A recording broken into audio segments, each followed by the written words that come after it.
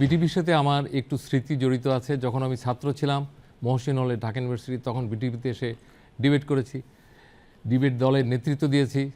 BTV দীর্ঘদিন ধরে হাঁটি হাঁটি পা পা করে আজকে এই পর্যায়ে এসেছে। 60 ইয়ার্স, একটা মানুষের জীবন অনেক সময় 60 বছর হয় না, তার চেয়ে বড় এটার জন্ম হয়েছে। দীর্ঘদিন নানানভাবে নানান ক্ষেত্রে এটা তাদের অবদান রেখে এসেছে। বিগত কয়েক বছর, 15-16 বছর বিটিভি তার স্বাভাবিক নিয়মে যে জনসেবামূলক অনুষ্ঠান করার কথা সেটা করতে পারেনি, সেটা আমরা বাহির থেকে ফিল করেছি। আর আমি যেটা মনে করি, এই হীরক জয়ন্তীকে কেন্দ্র করে বিটিভির কাছে মানুষের অনেক প্রত্যাশা আছে। এখন পর্যন্ত আমার জানা মতে এই টিভি চ্যানেল যতগুলো আছে, রাষ্ট্রীয় একমাত্র বিটিভি যার কভারেজ সবচেয়ে বেশি, অর্থাৎ আপনাদের দর্শক সবচেয়ে বেশি। তো সেই আলোকে দুইটা তিনটা কয়েকটা কথা বলতে চাই যে আরও কি করা যায়।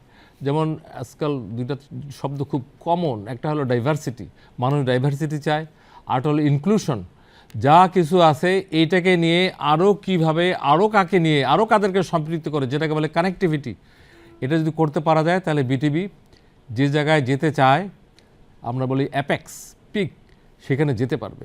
আমার ভালো লাগছে আজকে হীরক দিবসে আমি কিছু বলতে পারছি এবং বলার সুযোগ করে দেওয়ার পেছনে যারা, সেই যাদের রক্তের বিনিময়ে আমাদের এই অর্জন, শহীদ এবং আহত সকলের প্রতি শ্রদ্ধা জানাই।